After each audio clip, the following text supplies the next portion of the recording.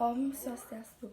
Perkenalkan, nama saya Niputu Indriani Kayuning Dewi, absen 36 dari kelas 11 IPS 1. Saya akan menjelaskan sedikit tentang kerajaan maritim di Indonesia pada masa Hindu Buddha. Kerajaan maritim adalah sebutan untuk kerajaan yang terletak di pesisir pantai dan masyarakatnya melakukan kegiatan di bidang laut seperti perikanan, pelayaran, dan perdagangan. Indonesia memiliki dua kerajaan maritim terbesar pada masa Hindu Buddha, yaitu Kerajaan Sriwijaya dan Kerajaan Majapahit. Namun, Indonesia juga memiliki kerajaan maritim lainnya pada masa Hindu Buddha. Kerajaan Sriwijaya itu terletak pada Sumatera bagian selatan dan pusat pemerintahannya itu di tepi Sungai Musi atau di sekitar kota Palembang sekarang. Kerajaan Sriwijaya mulai melakukan perluasan wilayah kekuasaan pada abad ke-7 sehingga sampai abad ke-13 wilayah kekuasaannya sebagian besar meliputi Sumatera, Semenanjung Malaya, sebagian besar Jawa Barat, dan pulau-pulau di Laut Cina.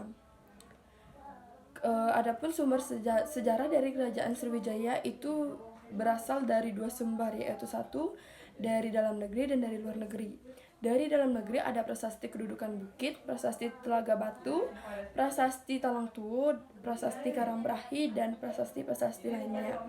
Sedangkan dari luar negeri yaitu adalah berita yang menginformasikan tentang Kerajaan Sriwijaya adalah berita dari Cina, India, dan Arab. Kerajaan Sriwijaya merupakan kerajaan maritim yang menguasai perdagangan di Asia Tenggara. Salah satu faktor penyebab Kerajaan Sriwijaya disebut sebagai kerajaan maritim adalah karena Kerajaan Sriwijaya menitikberatkan perekonomiannya pada bidang perdagangan antar pulau dan antar kawasan. Kerajaan Sriwijaya mencapai puncak kejayaannya pada abad ke-8 dan ke-9, yaitu pada masa pemerintahan Raja Balaputradewa dari dinasti Sailendra. Pada masa pemerintahannya, Raja Balaputradewa mengirimkan kaum pemuda dari Sriwijaya untuk ke India mengambil ilmu, bahkan mendirikan asrama di Nilanda. Lalu mengenai kemunduran Sriwijaya, menurut berita Cina, Kerajaan Sriwijaya mengalami kemunduran pada abad ke-12 Masehi.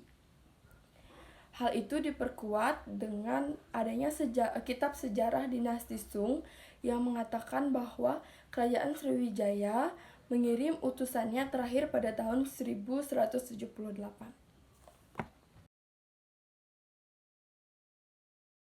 Dua, Kerajaan Majapahit.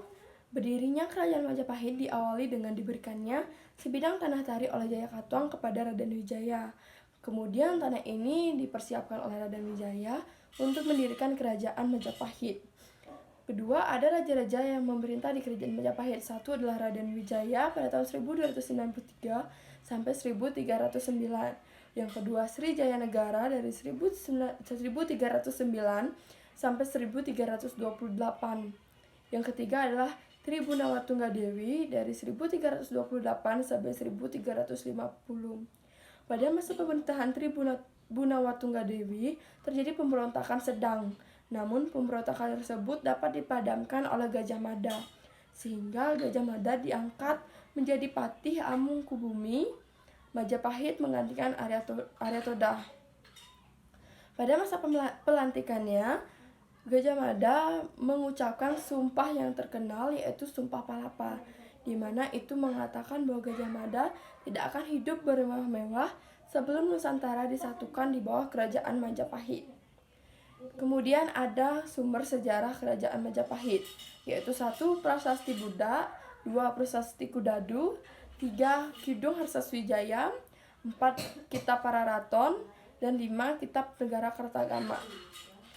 Kemudian Kerajaan Majapahit adalah kerajaan maritim yang dilihat dari angkatan lautnya yang menanamkan pengaruhnya di seluruh wilayah Nusantara. Om Santi Santi Santi Om.